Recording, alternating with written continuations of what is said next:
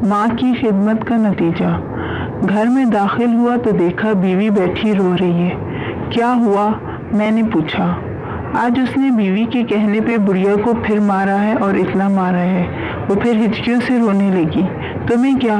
وہ اس کی ماں ہے، تمہاری نہیں۔ اب پھر بڑھیا زبان چلاتی ہوگی۔ میں نے اس کا غم غلط کرنے کے لیے کہا، آپ کو کچھ پتہ بھی ہے؟ اس بیچاری کو فالج ہے۔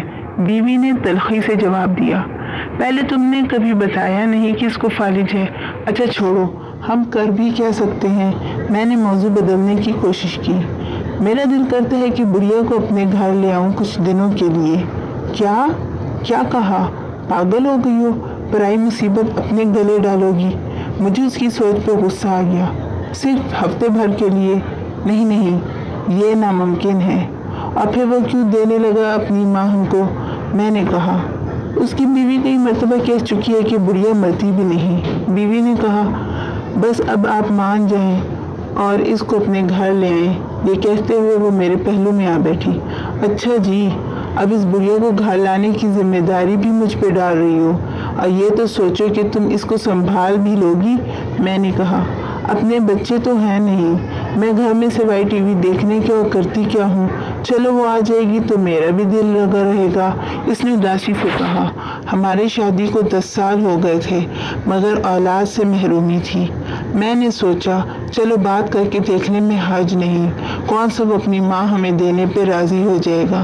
اگر راضی ہو گیا تو، اگر وہ بڑھیا مستقل گلے پڑ گئی تو۔ میں نے اپنے خدشے کا اظہار بیوی سے کیا۔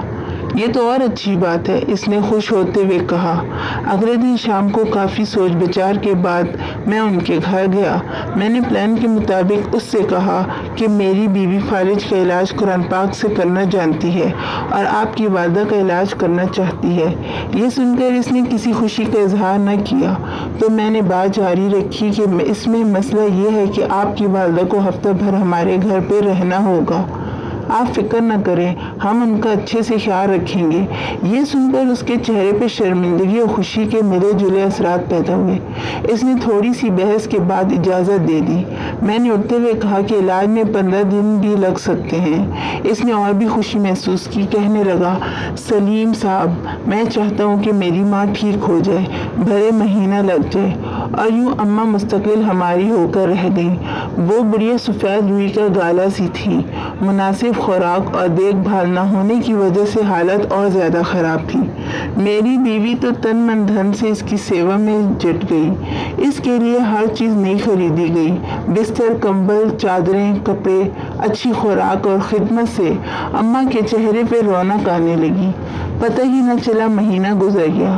پہلے اس کی بہو ہر 2 دن بعد آتی رہی، پھر 4 دن کا وقفہ ہوا، پھر ہفتہ ہونے لگا۔ اماں کو واپس لے جانے کی بات نہ اس نے کی نہ ہم نے۔ دوسرے مہینے میں وہ ایک ہی دفعہ آئی، گھر کی مصروفیت کا رونا روتی رہی۔ تیسرے مہینے کے بعد اس نے آنا بند کر دیا۔ میں نے بیوی سے کہہ دیا کہ اب اماں تمہاری ذمہ داری بن گئی، اب تم سنبھالو۔ بیوی نے خوشی کا اظہار کیا۔ یہ غالباً 7واں مہینہ تھا کہ اس آدمی کو اس کی بیوی نے اپنے دوست کے ساتھ مل کے قتل کر دیا اور بعد میں وہ خود بھی پکڑی گئی۔ ادھر جیسے جیسے اماں کی توانائی بحال ہو رہی تھی اور چہرے پہ مسکان اور رونق آنے لگی تھی، ویسے ویسے میرا کاروبار ترقی کرنے لگا۔ ایسے لگتا تھا جیسے مجھ پر دھن برسنے لگا ہو۔ سال بھر میں میری 3 دکانیں ہو چکی تھیں۔ تیسرے سال ہم تینوں، میں، بیوی اور اماں نے حج کی سعادت حاصل کی۔ گلستان جوہر میں 500 گز کا بنگلہ خرید کر وہاں شفٹ ہو گئے۔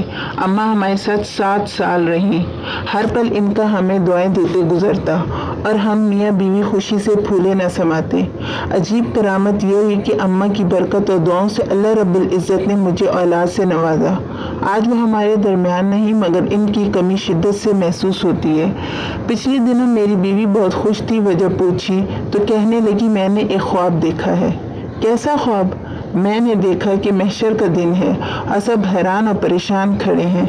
ان میں بھی کھڑی ہوں کہ اتنے میں اماں آئیں اور میرا ہاتھ پکڑ کر کہنے لگی، نور ادھر آ، میرے ساتھ تجھے پلصراط پار کرا دوں۔ میں ان کے ساتھ چلی۔ ہم ایک باغ سے گزرے۔